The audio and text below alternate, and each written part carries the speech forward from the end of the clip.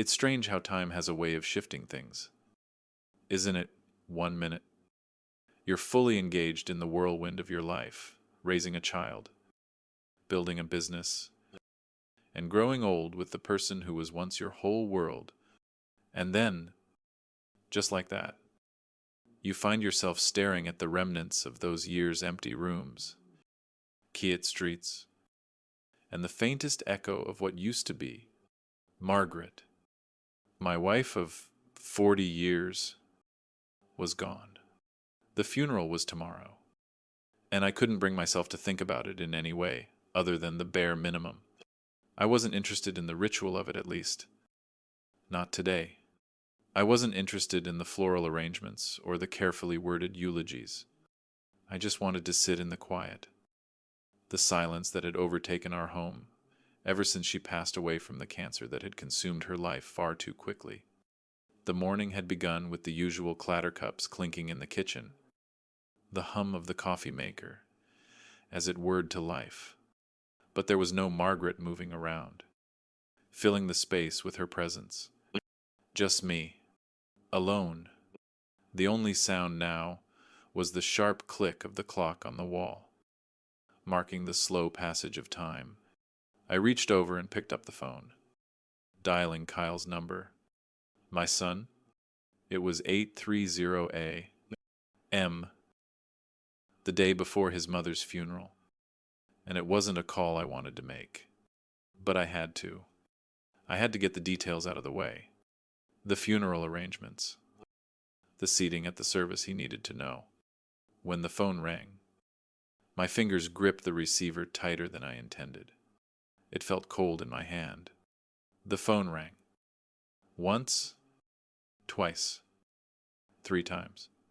Finally, a groggy voice answered. Yeah, Dad, it's me. What's up? Ethan's voice was distant, disinterested. The voice of someone who had been up too late the night before, probably celebrating something. Who knows? I didn't expect an apology. But still, there was something in his tone that struck me hard. I straightened up in my chair, glancing over at Margaret's empty coffee cup on the counter, the lipstick stain still faintly visible. I took a deep breath, trying to steady myself. Ethan, the funeral is tomorrow at 1130. You'll need to be here by 11. I paused, but all I could hear was faint background noise, music thumping, and the sound of voices laughing. It didn't take long to realize what that noise was. Megan's birthday party. The loud music, the decorations. I could feel my anger simmering, but I kept my voice steady. Your mother's funeral is tomorrow. Ethan, once in a lifetime.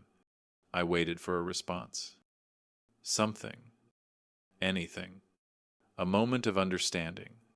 Something. But no. Instead, his voice came back, cool and almost dismissive. I told you yesterday. Dad, I've got plans with Megan tonight. Her birthday party. We've been planning this for months. You know how it is. He seemed too comfortable, too casual with it all. I gripped the phone tighter, feeling the heat rise in my chest. You know, Megan's birthday only comes once a year, and well, Mom's not coming back. Those words, I couldn't believe it. Couldn't believe my son was actually saying this to me. To us. In the wake of losing his mother. For a moment, I couldn't say anything. I sat there, in stunned silence. I'm not sure what to even say. The phone felt heavy in my hand, my throat tight, my chest tight. After what felt like an eternity, I finally spoke.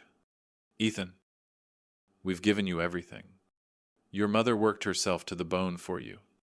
For your future? And you're telling me that your fiancé's birthday party is more important than saying goodbye to your mother. Before I could finish, the dial tone interrupted me. The call had ended. I sat there for exactly 3 minutes, staring at the phone, My wedding ring caught the light from the window, the rays of sunlight illuminating the polished gold. The kitchen felt colder now, emptier than before. The silence was louder. Margaret had always said that life is full of choices, and sometimes we make them without fully understanding the consequences. I guess she was right. It was a choice that hit me like a slap in the face, and there was no going back from it. I stood up, pacing back and forth. I thought of all the sacrifices we'd made for Ethan his college tuition, the house we'd bought him and his fiancée, Megan, when they decided to settle down, all the loans we had given him over the years to fund his various business ventures that had never panned out. It all came back to me like a flood. I found the old file folder in the desk drawer, the one with all the receipts, the bills, the handwritten notes Margaret had kept about every cent she'd spent on Ethan, the tuition payments, the emergency loans for vacations he hadn't even asked for, the down payments for his first car, the wedding costs. Margaret had never asked for anything in return. She'd just been there, and I'd been there for Ethan. We both had, but now, after all those years of giving him everything, he couldn't even show up for his mother's funeral. I didn't even have the energy to be angry anymore. All that was left was a deep sense of betrayal, a gnawing feeling that I had done too much for him, that we had. Margaret had warned me. She had said that we were enabling him, that it wasn't healthy. But I ignored it. I justified it. Family comes first. Right. But what does family mean when it only goes one way? That's where I was, sitting in the quiet of our kitchen, staring at the empty space where my son should have been, where he promised he'd be. And yet, he wasn't. The tears didn't come, but the resolve, the anger that was building inside me. A slow burn, and I knew, deep down, this was it. This was the moment I needed to stop enabling him, to stop pretending that everything was okay, that the years of financial support and emotional labor were enough to make up for the emptiness of his heart. It was time to take control, to end the pattern, to honor Margaret's memory the way it should have been honored, and maybe, just maybe, make Ethan see the cost of his actions. After everything that's happened, I'm left wondering, can people really change? Or is it too late? Once trust is broken. What do you think? I'd love to hear your thoughts in the comments below. Don't forget to like, subscribe, and share this story with anyone who might need a little perspective. Let's keep the conversation going. The silence in the house felt heavier than it had before, and I couldn't shake the feeling that something had shifted permanently. My hands, still trembling slightly from the phone call, gripped the edges of the kitchen counter as I stared down at the coffee cup Margaret had used just a few days ago. It seemed surreal, seeing her cup sitting there with its faint lipstick stain proof that she had existed in this house, in my life, just a short while ago. Now, everything felt like it was slipping away, just out of reach. I knew I had to keep going. I couldn't let grief swallow me whole. The funeral was tomorrow, and I had already done what needed to be done for Margaret. But now, I was faced with the hard truth, my son. Ethan was no longer the man I had hoped he would be. I had raised him, given him everything I could, only for him to turn his back on us. When it mattered most, that reality hit me in waves, and each wave felt like it was pushing me further away from the man I used to be. It wasn't just the funeral that was a blow to my heart. It was the betrayal, the complete lack of empathy from Ethan. When I heard his voice on the other end of the phone, it was like hearing a stranger speak to me. Someone who didn't care about the years of love and sacrifice we had poured into him. My chest tightened as I remembered his dismissive words, how he justified missing his mother's funeral for a party, for Megan's birthday. It wasn't just disrespect. It was something far deeper. something I hadn't wanted to admit. I stood in the kitchen for a while, trying to steady myself. I needed to think, to plan. I couldn't let him get away with this. Not anymore. I needed to take control of the situation. And I had to do it for Margaret. For everything she had given. For everything she had worked for. She had always said that family comes first. But she would have never stood by and allowed Ethan to manipulate us like this. She would have seen through him, just like I had. But she would have done it with love, with patience. But I didn't have patience anymore. I had years of patience behind me. Years of pretending that everything would be fine. That Ethan would one day turn around. But now I knew better. The time for being patient was over. It was time for action. I glanced at the clock. It was already 9:00 a.m. And I knew I had a limited amount of time to do what I needed to do. The next few hours were crucial. I had already spent the last few years building a business with blood, sweat, and tears. It was time to ensure that the future of that business didn't fall into Ethan's hands. Not with the way he had been acting. But I wasn't just thinking about the business. I was thinking about what Margaret would have wanted. She had always believed in giving, in teaching Ethan the value of hard work. I had been too soft with him. I knew that now, but I couldn't fix the past. I could only control the future. I opened the drawer in the kitchen where I kept all the important documents. There, among the stacks of paperwork, I found the file with the business contracts, the will, the financial records. It felt like betrayal, holding these papers in my hands. I had promised Margaret that we would leave Ethan something to help him secure his future. But now, I wasn't so sure if he deserved it. I pulled out the will. I had already planned on updating it. But now it felt more urgent than ever. The thought of leaving Ethan the company, the property. After everything that had happened, it didn't sit right with me. Margaret had always been the one to keep us grounded. She was the one who made sure we didn't lose sight of what really mattered. And now, in her absence, I was the one left with the responsibility to make the hard decisions. I stared at the document for a long time, reading through the provisions, each word more painful than the last. The house we had built together, the business that had supported us for years, everything we had worked for, it was all tied up in this will. But if I left it all to Ethan, what would he do with it? Would he squander it? Would he use it to fuel his endless desires for more?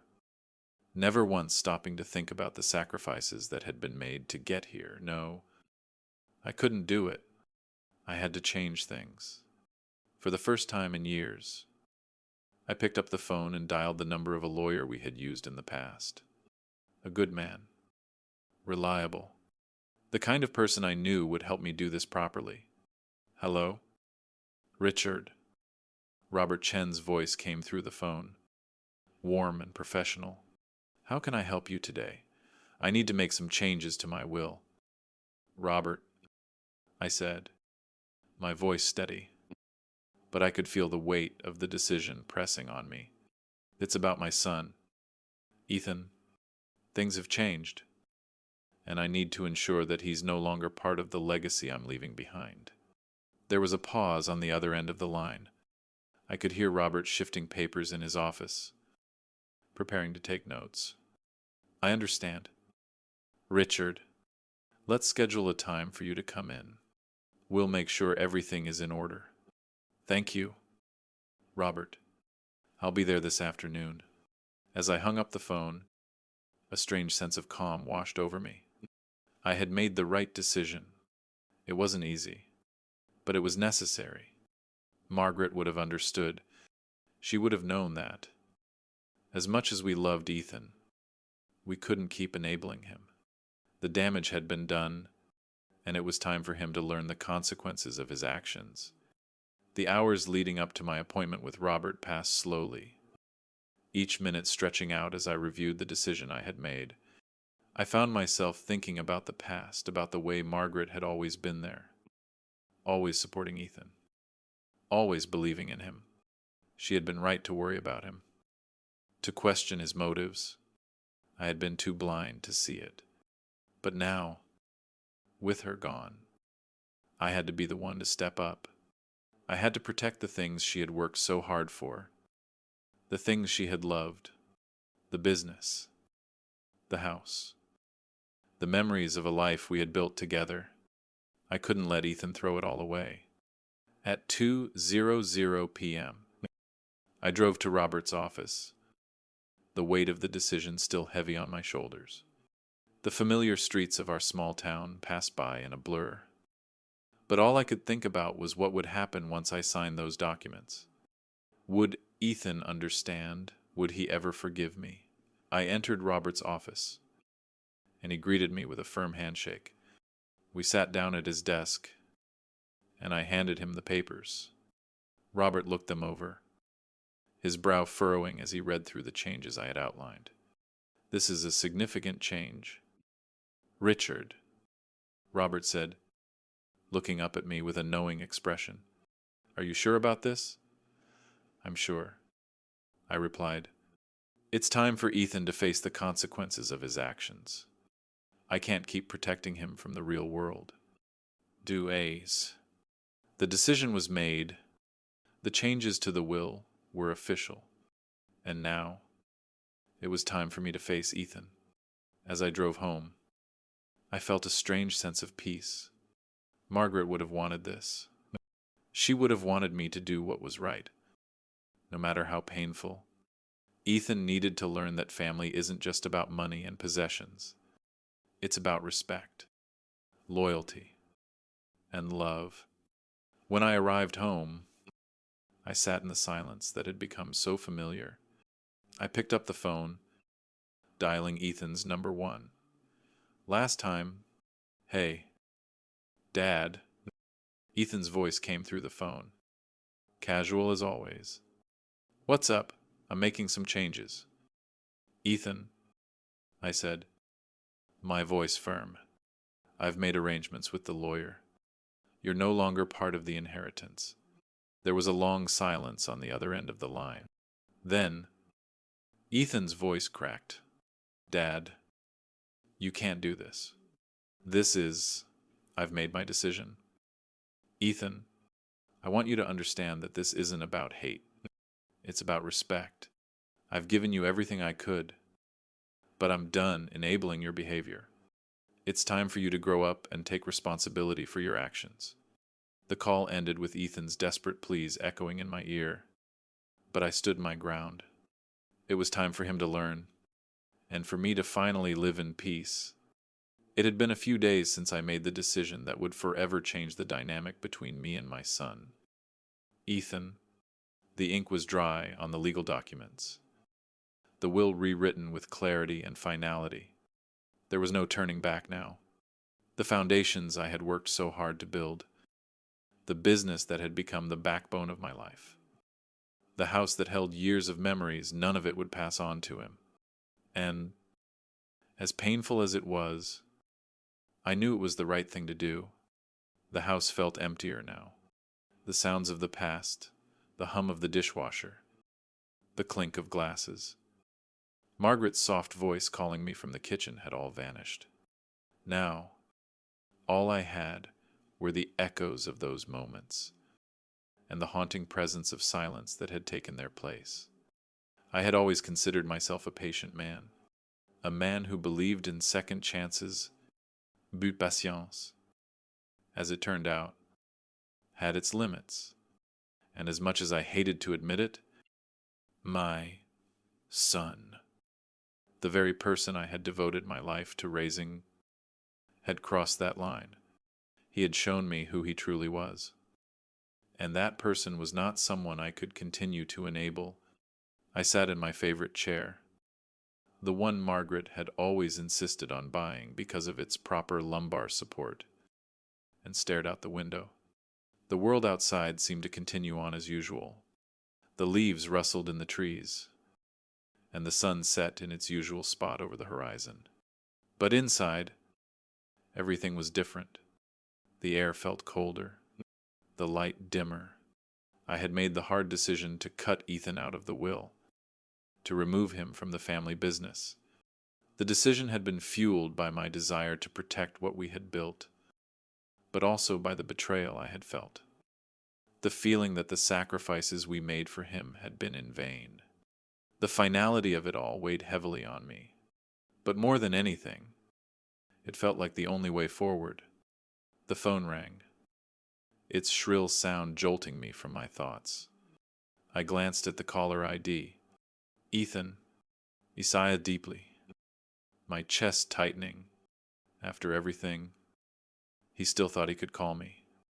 Still thought that things could go back to the way they were. My finger hovered over the screen, and for a moment, I thought about ignoring it. But something inside me told me I had to answer. I had to face him one last time. I picked up the phone, and his voice immediately filled the space between us. Calm but laced with a sense of entitlement. Hey, Dad, how are you doing? It's been a while since we talked. I gritted my teeth.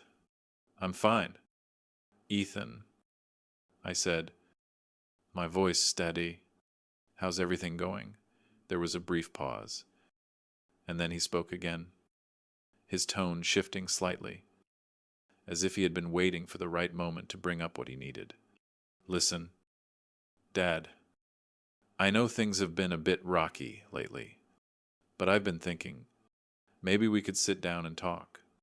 You know, about the future, about everything that's been going on. We need to fix this. I leaned back in my chair, my fingers tightening around the phone. The irony of it all struck me. Ethan, after everything that had happened, was trying to fix things, but the reality was, he didn't understand. He didn't get it. He had been given everything on a silver platter. And now, when it was time to face the consequences, he was playing the victim. I've made my decision. Ethan, I said firmly, I'm not changing my mind. I've already taken the necessary steps. There was a moment of silence on the other end of the line, and I could almost hear his mind working, processing the words I had just spoken. When he finally spoke, his voice was strained, laced with frustration. What do you mean? You've made your decision. What are you talking about? I didn't want to be harsh. But the truth had to be said. I've removed you from the will. Ethan, I've taken you out of the business. You don't deserve any more from me. You've had enough. The silence that followed was deafening. I could hear him breathe heavily, as if he was trying to come to terms with what I had just said. Dad, he said finally, his voice softer now. You're making a huge mistake. You can't just do this. You're my father. You've always been there for me. I felt a wave of anger rise in my chest. But I kept my voice calm. I've always been there for you, Ethan, but you've never been there for me. For your mother. For the family. You've taken everything I've given you and never once showed any appreciation. You think you're entitled to everything. But you're wrong. There was a long pause. And when Ethan spoke again, his voice cracked. Dad, please. I don't know what to say. I messed up. I know that I didn't show up for Mom's funeral. And I shouldn't have. But that doesn't mean you should take everything away from me. I'm sorry. Okay, I shook my head, even though he couldn't see me. Sorry, doesn't cut it. Ethan, you've had plenty of chances, and you've blown every single one of them.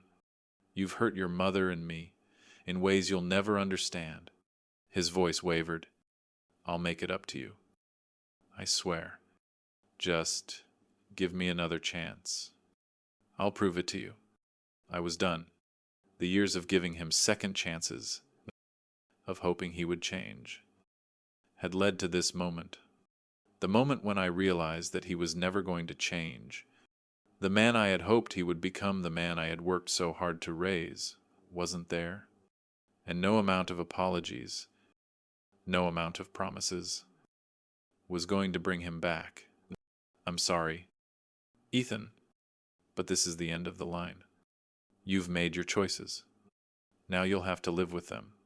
The line went quiet for a moment, and when he finally spoke, his voice was cold. Fine. If that's how it's going to be, then so be it. You'll regret this. Dad, you'll regret everything you've done. I won't regret it, I replied firmly, and I'm not changing my mind. The call ended abruptly, and I sat in silence for a long time, the weight of the conversation sinking in. I didn't feel relief, and I didn't feel anger. What I felt was finality. The finality of something that had been building for years. The realization that the son I had raised, the son I had hoped would carry on my legacy, was lost to me. And in that moment, I felt something else too. Something I hadn't felt in a long time. Peace. It wasn't the peace that came with closure, or the peace that came from forgiveness. No, this was different. This was a peace that came from knowing I had done the right thing. Even though it hurt, the right thing wasn't always easy. It wasn't always the thing you wanted to do, but it was the thing that would make a difference in the end. I looked at Margaret's photograph on the mantel, her warm smile looking back at me, and I knew I had done what she would have wanted. She had always believed in doing what was right, even when it was hard. And for the first time since her death, I felt like I was living up to her example.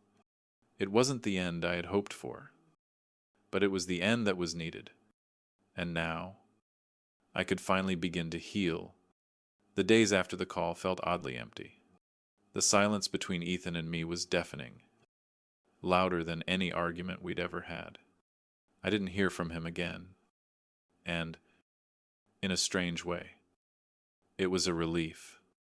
I didn't know if he would come back with an apology or more demands. But the air around me felt less suffocating now that the decision had been made. There was no turning back. The business was mine. The home was mine. And most importantly, my peace was mine. I had finally severed the ties that had been draining me for years. But peace isn't something you can hold on to forever without effort. It's fragile. And just as easily as I had found it, I could lose it. The cold truth was, my son had become a stranger to me.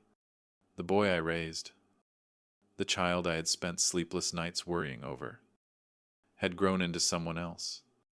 Someone who believed the world owed him everything without ever having to give anything back. Someone who manipulated people to get what he wanted. Especially me. Margaret would have known what to do. She always did.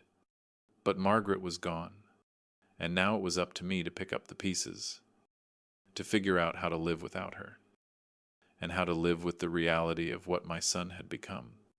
I spent the next few days buried in work. It was my refuge, my safe place. The construction company was in good shape, but there were always things to fix, things to improve. I threw myself into it, managing the team, reviewing the projects, and fine-tuning the business plan. It was a distraction, a necessary one. But as much as I threw myself into work, I couldn't escape the nagging thought in the back of my mind. Ethan, what was he doing now? What was he thinking? I couldn't help but wonder if I'd gone too far. If the decision to cut him out of the will had been too drastic. But then I remembered the phone call, the casual way he dismissed his mother's death for a birthday party. The betrayal was still fresh in my mind, as raw as the day I first heard those words. I hadn't heard from him since that call, and as time passed, I started to wonder if maybe, just maybe, he had learned something. Maybe this was the wake-up call he needed to get his life back on track. But deep down, I knew better. Ethan never learned from his mistakes. He always found a way to justify his actions, to play the victim, to manipulate those around him into doing his bidding. And so, I waited. I waited for him to come to terms with what had happened, for him to face the consequences of his actions. I waited for him to realize that there was no coming back from this. No more second chances. He had used up every single one. The first sign that things weren't as simple as I hoped came one Friday afternoon. I was sitting in my office, reviewing the final drafts of some contracts, when Sarah Mitchell, my secretary, knocked gently on the door. "Mr. Foster, there's someone here to see you. Kyle Foster. Your son." The words hit me like a punch to the gut. Kyle. I hadn't expected him to come back so soon. But there he was, his name echoing in my mind like a distant memory. I wasn't ready for this. I wasn't ready to face him, to listen to whatever excuse he had cooked up this time. But there was no getting around it. I had to face him, for better or worse. "Send him in," I said, trying to keep my voice steady. Sarah opened the door, and in walked Kyle. He looked different. There was a weariness in his eyes that hadn't been there before, a heaviness in his posture. He wasn't the confident, entitled young man who had walked into my office all those years ago. This man was beaten down, broken in a way that I hadn't expected. He looked older, tired, and for the first time in a long time, I saw the ghost of the little boy I used to know, the one who ran to me for comfort when he scraped his knee or got scared of the dark. But that boy was long gone. Kyle shuffled into the room, his hands shoved into the pockets of his jeans. His once immaculate suit, the one I'd bought him for his first real job, was now wrinkled and worn. His hair, always perfectly styled, was messy, as if he hadn't bothered to comb it. There was no swagger in his step, no cocky grin on his face. "Dad," he said, his voice barely above a whisper. I need to talk." I studied him for a moment, my gaze cool, calculating. "What do you need to talk about?" "Kyle, the funeral, the money, or is this just another attempt to manipulate me into giving you something else?" His face flushed, and he avoided my gaze. "I'm sorry about what happened. About the funeral. I shouldn't have cried," he broke off, his voice trailing off as if he couldn't find the right words. I leaned back in my chair, folding my arms across my chest. "You shouldn't have what? Kyle, you shouldn't have skipped your mother's funeral for a party. You shouldn't have used her memory for your own gain. I know I messed up," he said, his voice shaky. I don't know what happened. I don't know how I let things get so out of control." I was silent for a moment, watching him. The vulnerability in his eyes was almost enough to make me feel sorry for him. But I couldn't forget what he had done. I couldn't forget how many times he had let me down, how many times he had taken advantage of my love and my generosity. "You don't know what happened?" I asked, my voice cold. "Kyle, you've always known what was happening. You've always known what you were doing. You just never cared." His eyes widened, and for a moment, I thought he might break down in front of me. But instead, he clenched his jaw and looked away. "I'm not asking for your forgiveness. Dad, I know I've hurt you, but I need your help. I've lost everything. Megan's gone. I'm losing everything I've worked for, and I don't know what to do." I stared at him, my heart pounding in my chest. This was it. This was the moment I had been dreading, the moment when he would try to manipulate me into giving him another chance, the moment when he would play on my emotions, pretending to have learned his lesson.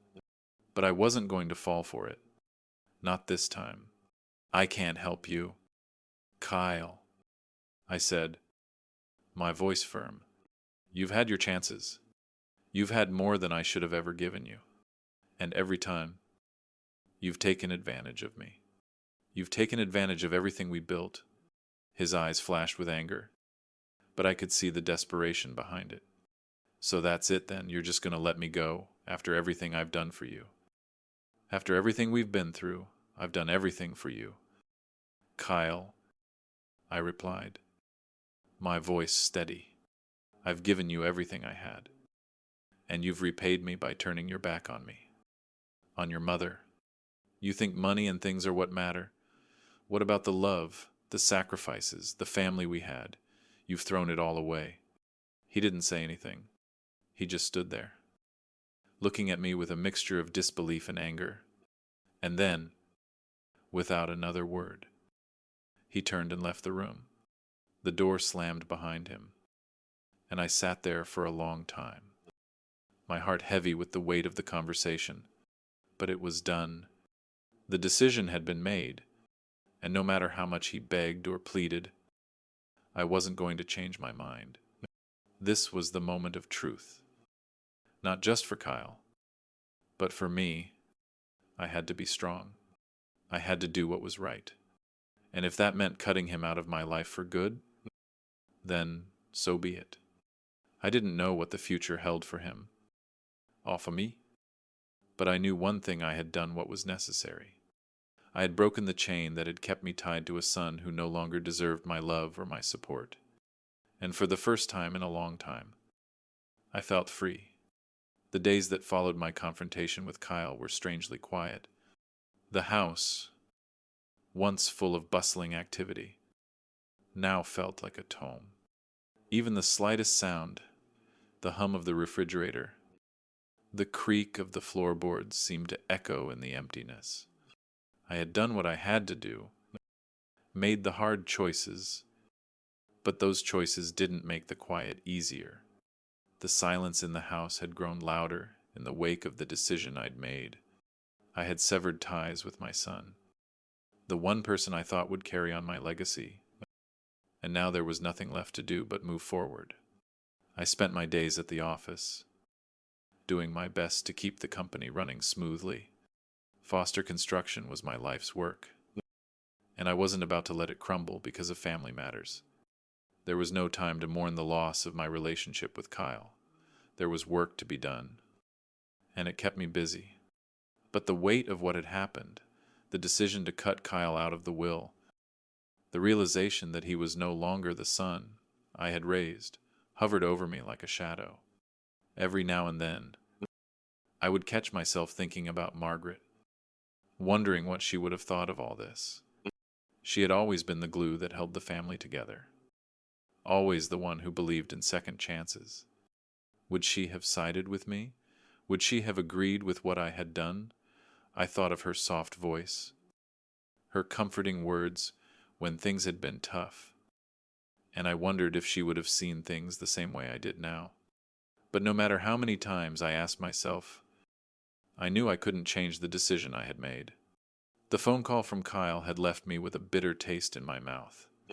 His desperation had been palpable, and the guilt he tried to make me feel was something I could no longer ignore. But even then, something in me had snapped. I wasn't going to let him continue to manipulate me.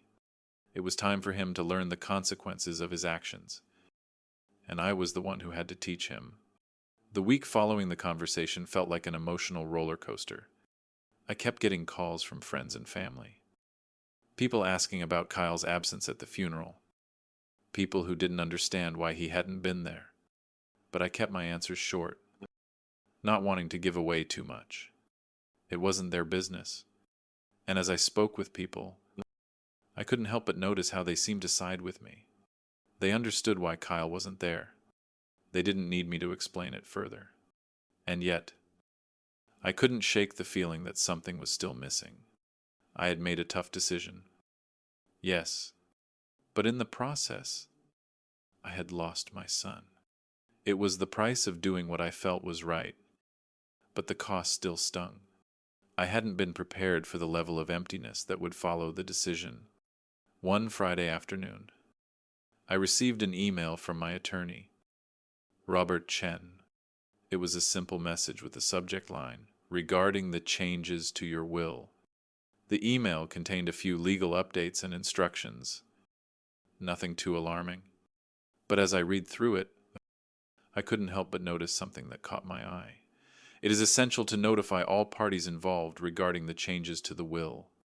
I had already notified Kyle, but I knew that the next step would be to make it official.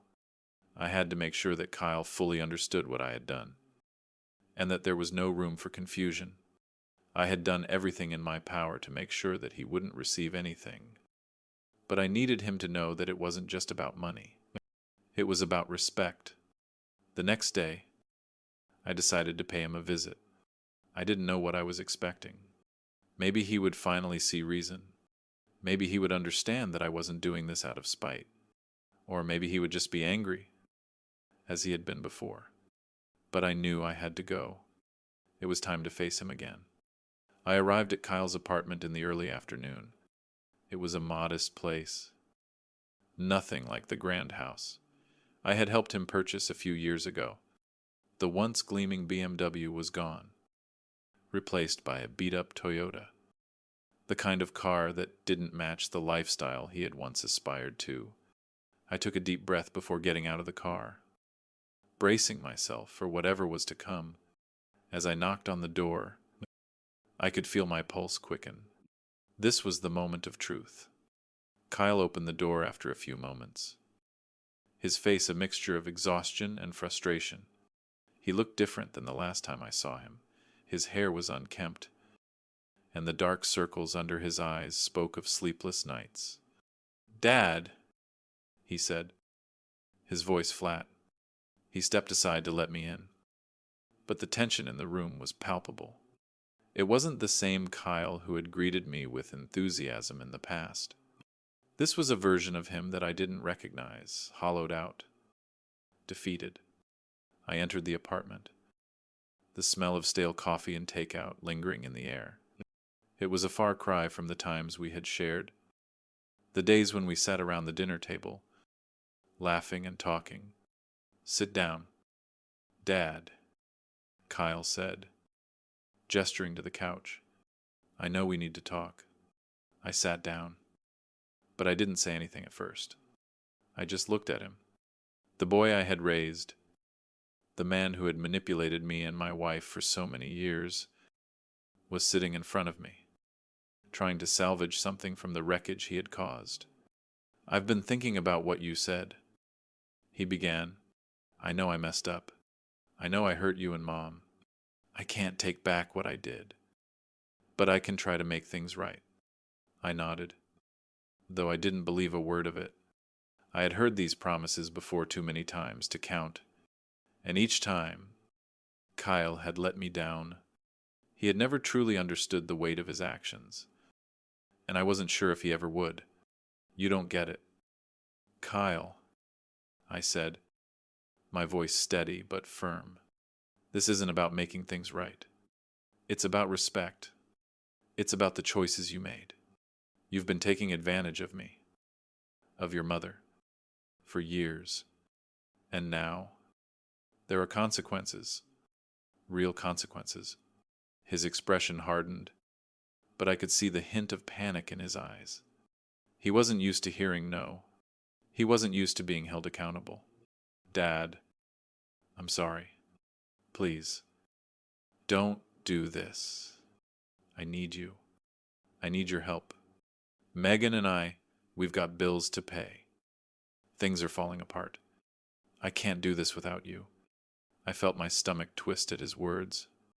It wasn't that I didn't want to help him. It was that I couldn't help him anymore. He had taken everything I had given him. And for what? So he could waste it. So he could keep living a life of irresponsibility? No. "Kyle, I'm done helping you," I said, my voice unwavering. "You've had enough. You need to stand on your own 2 feet." The silence that followed was thick. Kyle's eyes flickered with something: anger, desperation, confusion. But for the first time in years, I felt no guilt. I had made the decision, and I wasn't going to back down. After a long moment, he spoke again, his voice small. I don't know what to do anymore. I stood up, my resolve stronger than it had ever been. I've given you everything, Kyle, everything I had, and now you have to face the consequences of your actions. I can't keep bailing you out. I turned to leave. But before I reached the door, Kyle called out to me. Dad, pleases, I know I've made mistakes, but I'm still your son. I paused at the door, my hand on the knob. Not anymore, I said, my heart heavy. You made your choices, and now you'll have to live with them. With that, I stepped out of the apartment, leaving him behind. I wasn't sure what would happen next, but I knew one thing for sure. I had finally taken control of my life, and I wasn't going to let anyone, not even my son, take that away from me. The days after I left Kyle's apartment passed in a blur. Life continued as usual, or at least it appeared that way to anyone who didn't know the storm brewing just beneath the surface. The decision I'd made weighed heavily on my mind, but at the same time, I felt a strange sense of calm. For the first time in years, I was living for myself. For the first time in years, I wasn't bending over backward to accommodate someone who would never appreciate what I gave him. I went back to the office the following Monday, feeling the familiar weight of responsibility on my shoulders. But this time, there was something different. There was no pressure to call Kyle about his latest financial crisis or his new business idea. There was no need to check in on him or offer support that he didn't deserve. The quiet, almost oppressive burden that had accompanied every phone call, every text message, was finally lifted. But as the days went on, the emptiness inside me began to grow. It wasn't a feeling of regret or guilt. I had made the right decision, and I knew it. The emptiness was something else, something I couldn't quite put my finger on. It was the realization that I had lost my son, not just the person he had become, but the person he used to be, the boy who had once looked up to me, who had once believed that family meant everything. I spent my evenings at home, reading Margaret's letters, looking through old photo albums, and trying to piece together the life we had built. She had always believed in second chances. She had always believed in the good in people, even when it was hard to find. But she wasn't here anymore, and now it was up to me to carry on without her, to make the tough decisions that she had always shielded me from. It was on one of those quiet evenings, just as the sun began to set, that I got another call from Kyle. This time, I didn't hesitate. I knew what he wanted: more of my money, more of my time, more of my forgiveness. But I wasn't going to let him manipulate me again. I had already made my choice. Dad? Kyle's voice came through the phone, raw and desperate. Can we talk? I leaned back in my chair, looking out the window. The neighborhood outside was quiet, the last of the evening light casting long shadows across the street. What's this about? Kyle, I asked, my voice steady but tinged with frustration. I need to explain, he said, his voice faltering. I know I messed up. I've been thinking about everything. And I need to make things right. I've lost everything. Dad, I'm at rock bottom. I felt my pulse quicken, the old emotions rising up. The same guilt, the same pity, but this time I was stronger. What do you want from me? Kyle, I asked, trying to keep my voice even. I need your help, he said. I don't know what else to do. Megan left me. I'm losing everything. Please, I'll do anything. I've learned my lesson, I swear, I closed my eyes for a moment, trying to control my breathing. This was the same pattern, the same manipulation. I had fallen for it so many times before, but not anymore. No, I said firmly, my voice cold. I'm not going to give you anything else. Not money, not advice, nothing. There was a long pause on the other end of the line, and I could almost hear him processing my words. Finally, he spoke again, his voice quieter this time. You don't understand. Dad, I've lost everything, and it's all my fault. But I need you. You're the only one I can count on. I shook my head, even though he couldn't see me.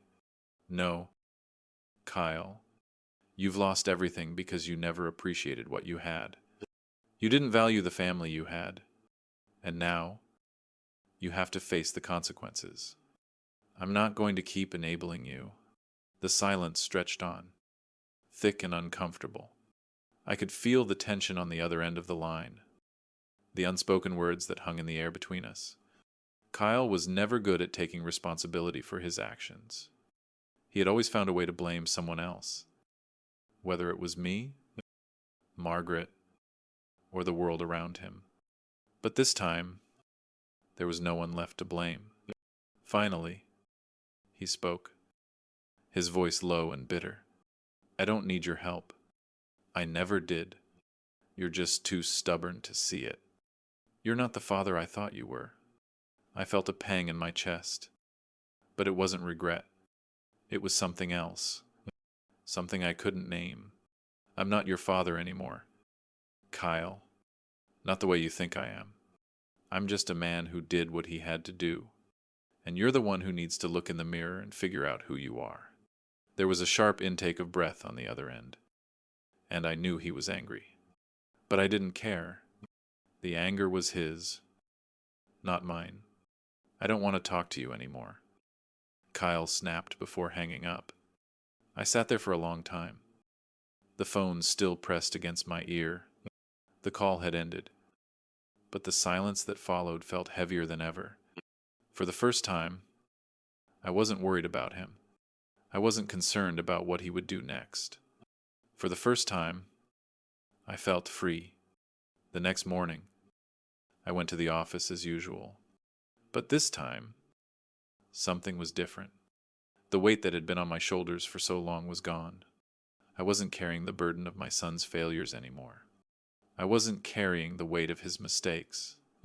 As I walked through the office, I noticed a few of the employees looking at me with something like respect in their eyes. I had been a good boss to them, fair, supportive, someone they could count on.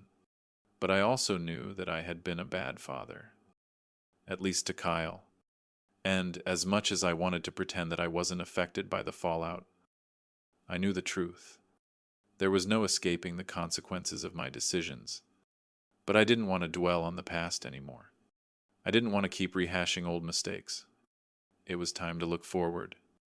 It was time to focus on the future. I spent the next few weeks working on the foundation that Margaret and I had always dreamed of. We had talked about it countless times, about helping others, about giving back to the community that had supported us. It felt good to finally start making it a reality. I met with a few people who shared Margaret's passion for education and healthcare, and we began laying the groundwork for the Margaret Foster Memorial Foundation. The foundation would provide scholarships to underprivileged students and fund cancer research. It would be a way to honor Margaret's memory and her commitment to helping others. For the first time in a long time, I felt like I was doing something that mattered. I wasn't just running a business or chasing after money. I was doing something that would leave a lasting impact, something that would make a difference in the world. And for the first time in a long time, I felt like I was honoring Margaret the way she deserved. One day, as I was finishing up a meeting with some board members, I received a message from Robert Chen, my attorney. It was a simple note asking me to come to his office to discuss a matter related to the estate. My first instinct was to ignore it. but something told me it was important. I arrived at his office later that afternoon, and as I walked into the room, Robert greeted me with his usual professionalism. He didn't waste any time getting to the point. "Alan," he said, "I wanted to update you on the status of the estate. There's been some movement, and I think it's time we discuss the next steps." I sat down, feeling the weight of the conversation settle in. "What's going on?" I asked, bracing myself for whatever news he had to share. Robert sat down across from me and folded his hands. "There's been a development with Kyle. He's trying to challenge the will. He's hired a lawyer, and he's planning to fight for his inheritance." The words hit me like a slap in the face. I had expected him to be angry, but I never thought he would go this far. I took a deep breath and leaned forward. "I'm not surprised," I said, my voice calm. "But he's wasting his time. He's got no case." Robert nodded, but there was concern in his eyes. "I agree, Alan, but I wanted to prepare you for the legal battle ahead. It won't be easy, and it may take time." I sighed, running a hand through my hair. "I'm ready. I've made my decision, and I'm not backing down. If Kyle wants to fight me for what's mine, then so be it." Robert gave me a reassuring nod. "We'll be ready, but you should be prepared for what's coming." I stood up, determination settling into my chest. "Let him come. I'm not afraid of him anymore." The foundation was up and running, and for the first time in a long time, I felt like I had a purpose again. I was finally doing something that mattered.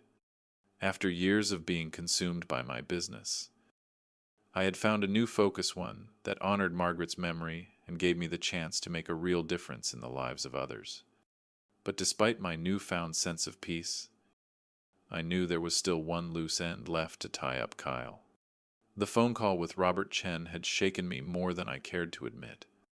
I had always known that Kyle wouldn't take the disinheritance quietly, but hearing that he had hired a lawyer to challenge the will made my blood run cold. It wasn't just about the money. It was about everything.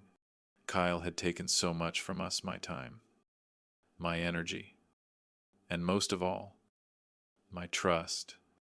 And now, he was trying to take even more. I wasn't going to let that happen. The decision I made had been hard, but it had been the right one. I had to remind myself of that every time the doubts crept in. Kyle had spent his whole life taking advantage of me, and I couldn't allow that to continue any longer. It was time to fight back. The following weeks were a whirlwind. I spent most of my time at the office, working on the foundation and keeping an eye on the legal proceedings. Robert had assured me that Kyle's case was weak, that there was no way he would be able to overturn the will, but that didn't stop the worry from gnawing at the back of my mind. I had seen Kyle manipulate people before. He had a way of convincing them that he was the victim, that he deserved everything, even if it meant trampling over everyone who had ever helped him. But this time, there was no room for manipulation. It was a Friday morning when the first official notice came. I was sitting in my office, going over some financial reports for the foundation, when Robert called. "Alan." His voice came through the phone, calm but firm. "We've received the official petition from Kyle's lawyer. He's requesting a full hearing on the matter, and he's also demanding a copy of the estate's financial records." I leaned back in my chair, running a hand through my hair. This wasn't unexpected, but it still felt like a slap to the face. Kyle wasn't going to back down easily. "What's our next step?" I asked. My voice steady. "We'll file a motion to dismiss the petition." Robert replied, "We have strong grounds. The will is clear, and we have no legal obligation to provide him with any records. I've already spoken to the court, and they're sympathetic to our position." I nodded, trying to steady my breath. This wasn't just about the will anymore. This was about standing my ground, about showing Kyle and anyone else who thought they could take advantage of me that I wouldn't let it happen. I'll be in touch soon with an update. Robert continued. But you should prepare yourself. Kyle's lawyer is going to try to make this personal. I'm ready, I said, my voice resolute. I'm done running from this. I hung up the phone and sat there for a while, my mind racing. It felt like the world was closing in on me. And I was fighting battles on all fronts. My son, my business, the foundation. But it was a fight I had to win. I had come too far to let it all slip away now. The next few days were a blur of meetings, legal documents, and late nights at the office. The pressure was building, but I wasn't about to back down. I had made my peace with what I had done. Now, I had to see it through. It was on the third night after the phone call with Robert that I received an unexpected visitor. I had just finished dinner, some simple grilled chicken and vegetables, and was sitting at my desk, reviewing the financials for the foundation, when I heard a knock at the door. I opened it, and there, standing in the doorway, was Kyle. He looked different this time. His clothes were wrinkled, his face drawn and tired. He wasn't the confident, entitled son I had known. He was someone else, someone who had been broken by his own choices. "Dad," he said, his voice softer than it had been in a long time. "Can we talk?" I stood there for a moment, just looking at him. The anger I had felt earlier was gone, replaced by something else, something I couldn't quite name. It wasn't forgiveness. Not yet. But it wasn't the burning rage I had expected either. "Come in," I said, stepping aside. He entered the room, but he didn't sit down. Instead, he stood by the window, looking out at the view of the city beyond. The silence stretched between us, and for a moment, I wasn't sure what to say. Finally, Kyle spoke, his voice barely above a whisper. "I know what I did to you. I know what I did to Mom, and I know it doesn't make up for everything. But I'm sorry." I wasn't sure how to respond. His apology felt genuine, but I knew better than to trust it. Kyle had apologized before, and nothing had changed. The manipulation always came back, hidden behind a smile and a promise to do better. "You're sorry?" I asked, my voice quiet. "You're sorry for everything that happened. But what have you done to change? What have you done to show me that this isn't just another act?" Kyle turned to face me, his eyes filled with frustration and regret. "I don't know, Dad. I really don't. But I've lost everything. Megan left me. I'm drowning in debt. I'm not asking you to fix it. But I just need you to understand that I've screwed up. And I'm trying to fix it." I looked at him for a long time, trying to understand. I wanted to believe him. I really did. But the years of disappointment, the lies, the manipulations they had left a scar that wouldn't heal overnight. "You don't understand, Kyle," I said, my voice firm but not unkind. "It's not about fixing it. It's about learning from it. You've been given everything, and you threw it all away. Your mother and I worked our entire lives to give you a better future. And now you're telling me you want a second chance?" Kyle's face faltered. And for a moment, I saw the little boy again, the one who used to look up to me with trust and admiration. But that boy was long gone. I don't know what else to say. "Dad," Kyle said, his voice barely audible. "But I'm not asking for your money. I'm not asking for anything except a chance to make it right." I stood up and walked toward him, my steps measured, deliberate. "You had your chance, Kyle. You've had more chances than I can count. But you always take the easy way out. You always think you can manipulate your way back into my life. And that ends now. His shoulders slumped, and I saw the familiar frustration in his eyes.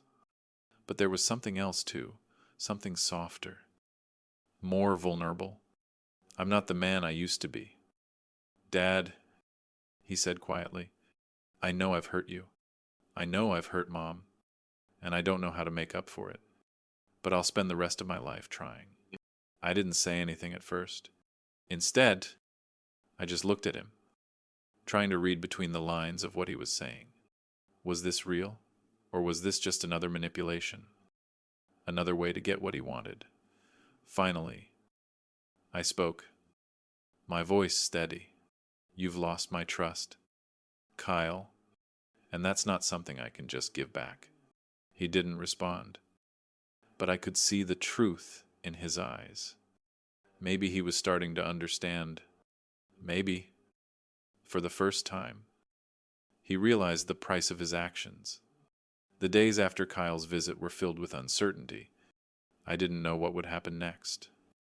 But I knew one thing for sure. The journey ahead wouldn't be easy.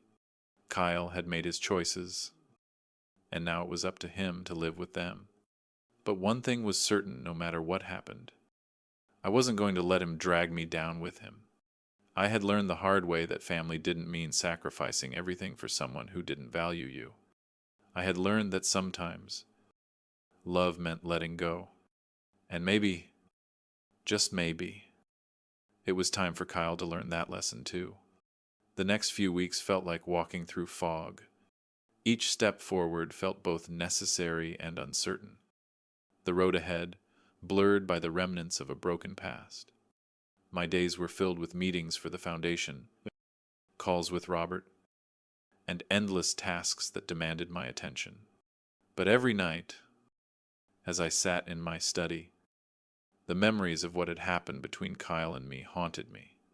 The promise of a new life, a life without the weight of my son's mistakes dragging me down, seemed like a distant dream. I hadn't heard from Kyle since that day in my office. No phone calls, no texts. It was as though he had vanished. Or maybe I had finally crossed a line that he couldn't cross back. Either way, the silence felt like a victory, but also a loss. I knew it was the right decision. I knew that I had done what needed to be done. But there was still a hollow feeling in the pit of my stomach. I had made a choice to protect myself. And in doing so, I had lost my son. As much as I tried to focus on the foundation, I couldn't ignore the gnawing feeling that something was missing. Something important.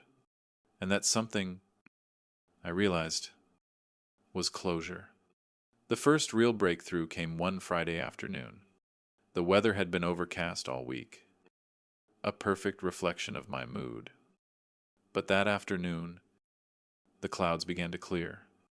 I had just finished a long call with Robert about the Foundation's upcoming fundraising event when I heard a knock at the door. I stood up, surprised. No one ever knocked anymore. Most of the time, I had a steady stream of emails and phone calls. But I hadn't expected any visitors that afternoon. I walked to the door and opened it, my heart skipping a beat when I saw who stood on the other side. It was Kyle.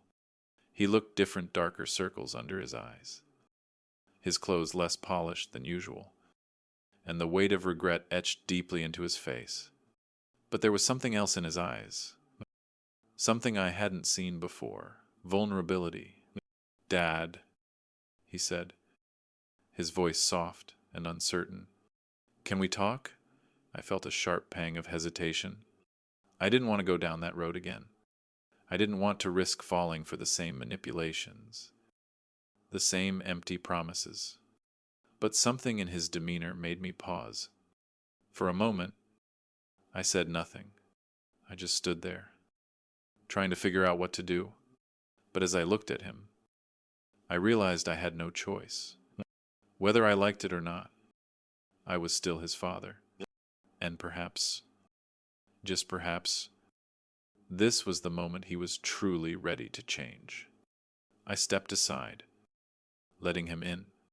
You have 5 minutes, I said, my voice calm but firm. Kyle hesitated before entering. The silence between us, stretching long as he walked into the living room. I followed him, closing the door behind us. We stood there for a moment, neither of us knowing where to begin. I know I've made a mess of everything, Kyle said finally, his voice thick with emotion. But I'm trying. Dad, I'm really trying. I folded my arms and watched him closely. His words, while familiar, didn't carry the same weight they once did. Trying to do what? Kyle. Trying to manipulate me into helping you again. Trying to get something from me, I asked. The skepticism clear in my tone. Kyle's face faltered. But he didn't look away. No, I don't want anything from you. I just want to fix things. I've lost everything, Megan. My house. My reputation. But what hurts the most is losing you. I can't believe I let it get this far. I felt my chest tighten. I didn't know if I was ready to hear this. I didn't know if I could trust him. But I knew that if I didn't give him this moment, I might regret it forever. You've been given everything. Kyle, I said slowly, my voice hardening, and you've thrown it all away. Your mother and I worked our entire lives to give you a better future, and instead of appreciating it, you took it for granted. Now, look at you. You've lost everything, and that's on you. Kyle took a step closer, his face pained. I know, and I can't take it back, but I've been to the lowest point. I've seen what I've become, and I don't want to keep going down that road. I've been selfish. I've been manipulative, but I'm ready to change. I looked at him. I'm not sure if I should believe him. He had said the same things before, but this time felt different. For the first time in years, I saw a glimpse of the boy I had raised, the one who used to care, who used to be kind. But was it too late? Was I too far gone to forgive him? You say you're ready to change? I said, still watching him closely. But actions speak louder than words. You don't get to just walk back into my life because you say you're sorry. You've hurt me. Kyle, you've hurt your mother. And now, you have to prove you've learned something. His eyes softened. I know I can't fix everything, but I want to try. I'll do whatever it takes to show you that I'm serious. I let his words hang in the air for a moment, unsure of what to say. The silence between us was heavy, but for the first time, it didn't feel suffocating. There was hope in his eyes. There was something real behind the desperation. Finally, I spoke. I don't know if I can forgive you. Kyle, not yet. You've done too much damage. But I'm willing to see if you can prove to me that you've changed. Not with words, but with actions. I'm not asking for an apology.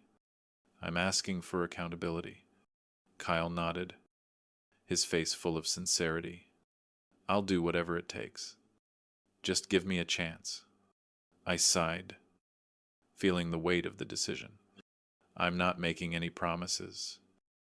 Kyle, you've burned too many bridges with me, but I'm willing to let you try. He looked relieved, but there was still something missing in his eyes. I'll prove it. Dad, I swear I will. I didn't respond. I didn't need to. This wasn't about words anymore. It was about what Kyle would do next. And for the first time in a long time, I felt a flicker of hope. Maybe. Just maybe. He could still turn things around. But only time would tell. As Kyle left my house that day, something in me shifted. I wasn't fully ready to let him back in. Not yet. But I was open to seeing what he would do. I had always been the one to give. The one who always tried to make things right. Even when it hurt. But now, it was his turn. It was his turn to prove that he could change, that he could be the man I had once hoped he would become. I didn't expect it to be easy. I didn't expect it to happen overnight. But for the first time, I wasn't walking this road alone. Maybe, just maybe, there was still a chance for Kyle and me to rebuild what had been broken. But I wouldn't hold my breath. Not yet. The road ahead was long, and Kyle's actions would determine if we could ever move forward. But as I sat in my study that night, the weight of my decision felt a little lighter. For the first time, I wasn't the one carrying all the weight. The weeks that followed Kyle's visit felt like an uncertain bridge, stretching out before me, and I wasn't sure whether it would collapse or lead to something solid. I couldn't say I was full of hope, but there was something different in the air, a change in the way we approached each other.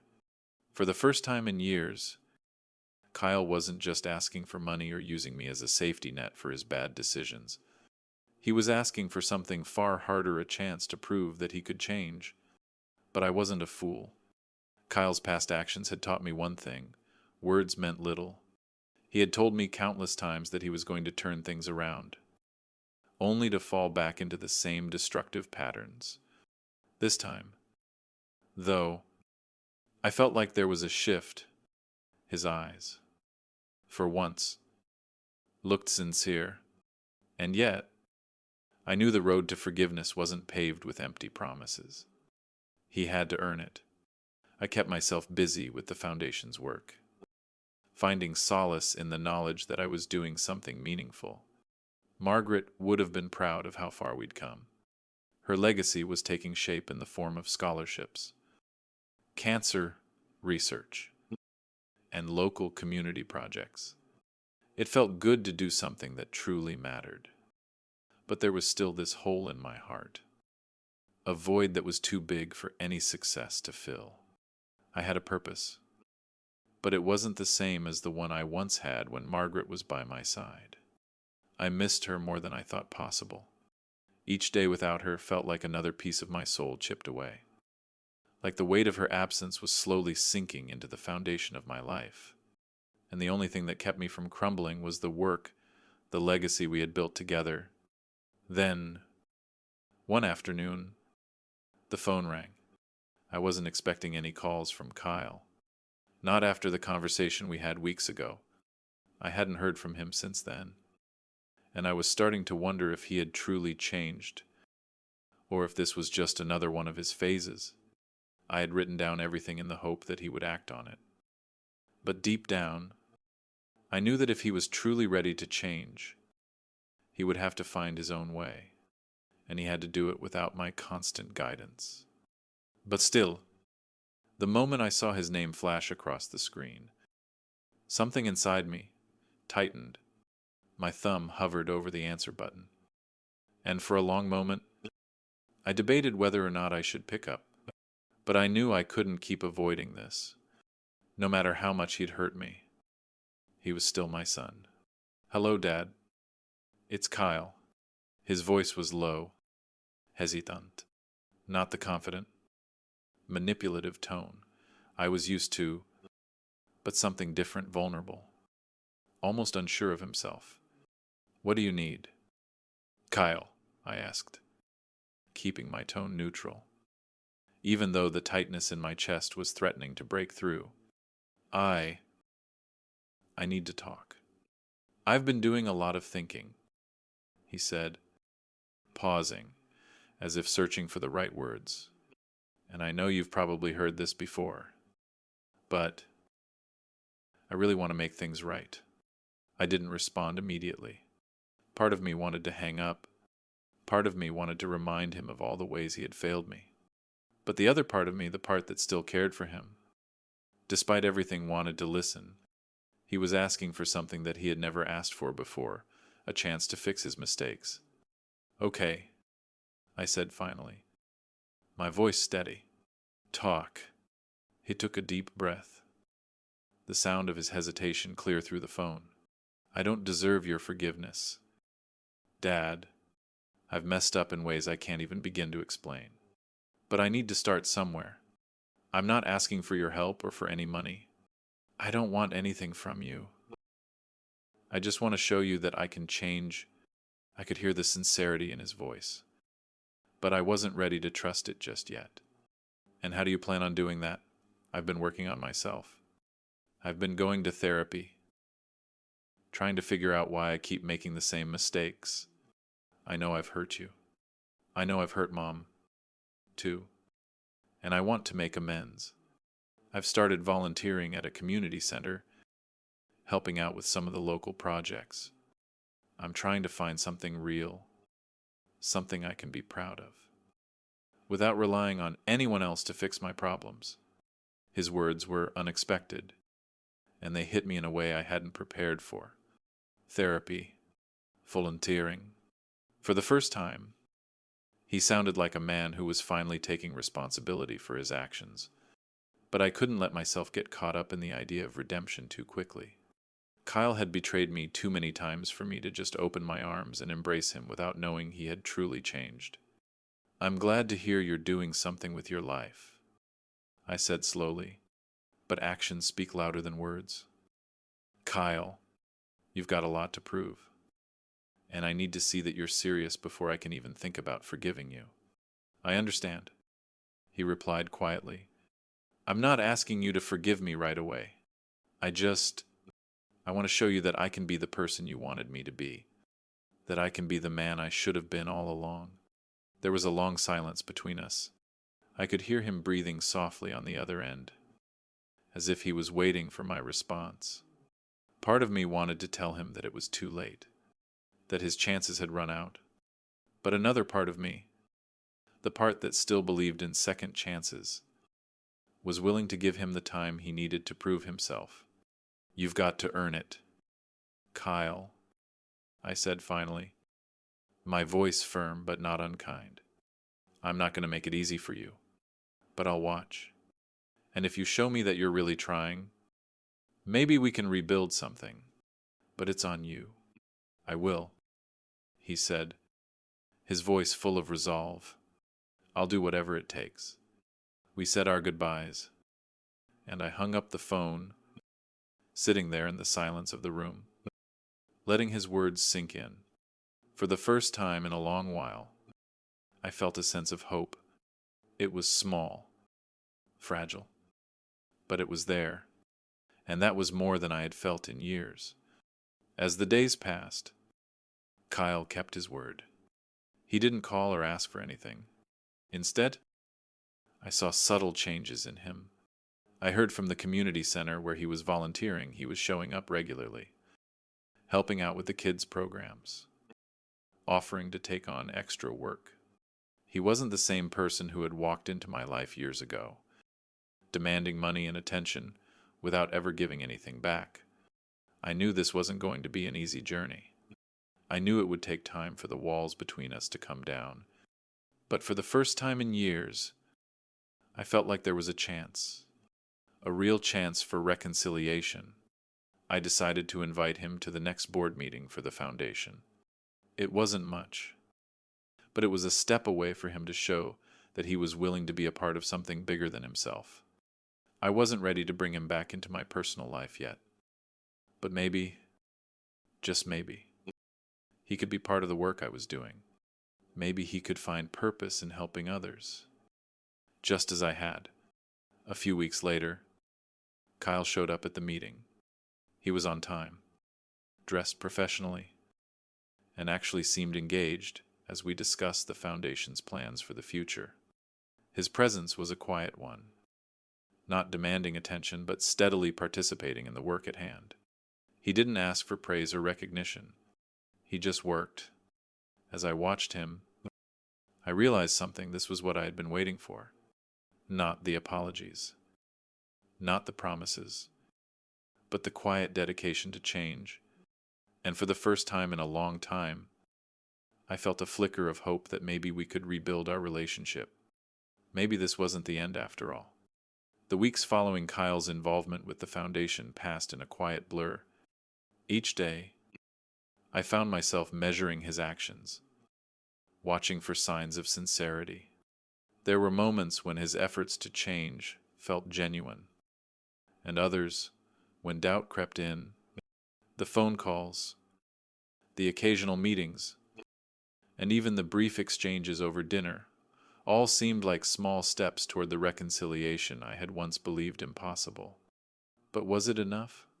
Could someone like Kyle truly change after all the damage he had done? The foundation continued to thrive. As planned, new scholarships were awarded, and the impact of Margaret's memory spread far and wide. I focused on the work, pouring my energy into something that mattered, something that gave me purpose beyond my complicated relationship with my son. It wasn't easy, but the progress we were making helped ease the pain of everything else. But every so often, in moments of stillness, I would hear Kyle's voice in my mind, asking for another chance. And in those moments, the question always loomed. Would I be able to forgive him? Could I move past the years of manipulation, the hurt, the feeling of being used? Or would I be trapped in the past, forever resentful of the man my son had become? It was during one of those quiet evenings that the next chapter of our story began. I had just returned home from a long day at the office, and the house was unusually silent. Margaret's empty chair at the dining table felt like a presence all on its own, an aching reminder that she was gone. The photo of our wedding day, her bright smile frozen in time, remained on the mantel, a constant reminder of everything I had lost and everything I still had to lose.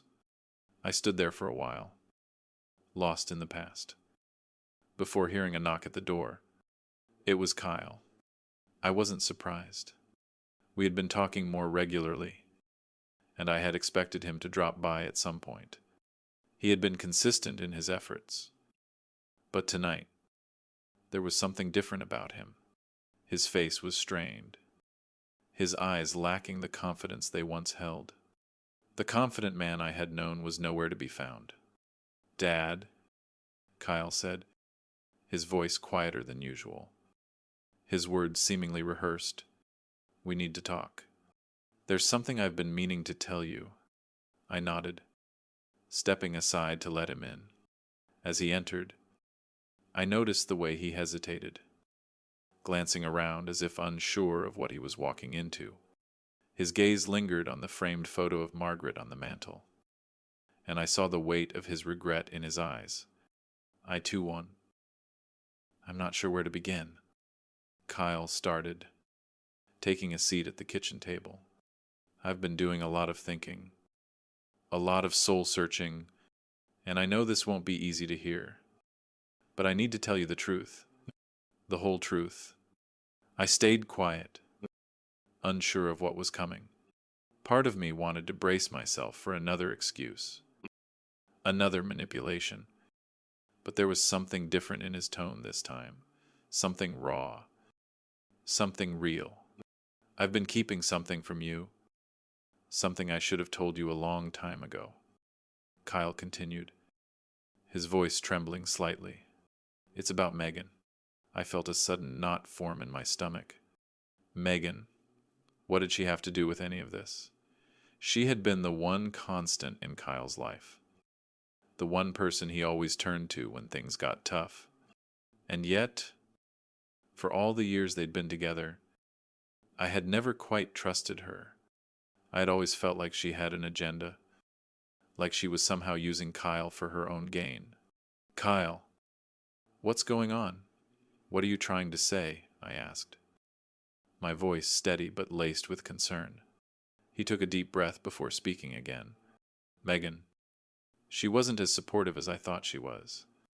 In fact, she's been pushing me into decisions that I wasn't comfortable with. I've been so focused on trying to fix things with her that I've lost sight of what really matters, what I've done to you, to Mom." I stared at him, trying to process what he was saying. Megan had always seemed like the perfect match for him, the one person who understood him.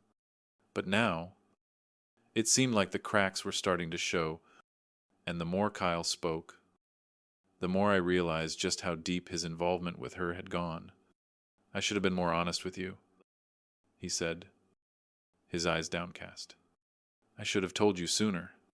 Megan and we've been going through a lot, and she's been pressuring me to do things that I knew weren't right. I've let her control too much of my life, and now it's all falling apart. I sat in silence for a long moment, digesting his words. This was different. This wasn't just another excuse. Kyle wasn't blaming me or anyone else. He was owning up to his mistakes, admitting that he had let someone else lead him down a path of destruction. And for the first time, I saw the weight of his choices on his shoulders. Kyle, I said slowly, this is the first time I'm hearing you take responsibility. The first time you've been honest with me. I know, he replied, his voice full of regret. And I'm sorry. Dad, I've been so selfish. So focused on what I wanted that I forgot what really mattered. I've hurt you. I've hurt Mom. And I've ruined my own life. But I'm ready to make it right. I don't expect you to forgive me right away. But I want you to know that I'm done blaming others. I'm done making excuses. I felt a wave of emotion rise in my chest, anger, frustration, but also something softer, something that felt like a flicker of hope. Maybe this was the moment we had been waiting for. Maybe Kyle was finally ready to change, to become the man I had always hoped he would be. But I wasn't going to rush this. I had been disappointed too many times before. Talk is cheap. Kyle, I said quietly, you've hurt me more times than I can count. You've broken promises, manipulated me, and used my love as a crutch. But you've also been my son, and that's not something I can just throw away. Kyle looked up, his eyes filled with desperation. Dad, I'm not asking for everything to be fixed overnight, but I need a chance to prove to you that I'm serious. I'm willing to do whatever it takes. I stood up and walked over to the window, looking out at the darkened yard. The trees were swaying gently in the breeze. The world outside, peaceful, but inside, everything felt unsettled. You've got a long way to go. Kyle, I said finally, but this is the first step. I'm willing to watch. I'm willing to give you a chance to show me that you can be the man you've always had the potential to be. But it's up to you now. No more excuses. No more blaming others. Kyle nodded, his face softening with relief. Thank you, Dad. I won't let you down. The days that followed were filled with small, careful steps. Kyle continued to volunteer at the community center. But this time, he did it without asking for anything in return. I saw him begin to change. Slowly but surely, he took responsibility for his actions. And for the first time, he wasn't running from the consequences of his choices. There were still moments of doubt, moments when I wondered if this was all just another phase, another false hope. But with each passing day, Kyle showed me that he was serious. He didn't expect me to forgive him immediately, and that made all the difference. I began to see the glimmer of the son I once knew, thoughtful, caring, and full of potential. The road ahead was still long, and there were no guarantees, but for the first time in years, I felt like I could trust him again. Maybe we couldn't undo the past, but we could start building something new, a foundation of honesty, hard work, and mutual respect. In the end, redemption is not a quick fix. It's a long, difficult journey that requires honesty, responsibility, and a willingness to change. Kyle's story shows us that even after years of mistakes, it's never too late to begin again. The question is, are we willing to take that first step? What do you think? Can people really change? Or is it too late? Once trust is broken, Share your thoughts in the comments below. Don't forget to like this video, subscribe for more stories, and share it with anyone who might need a little inspiration. Let's keep the conversation going.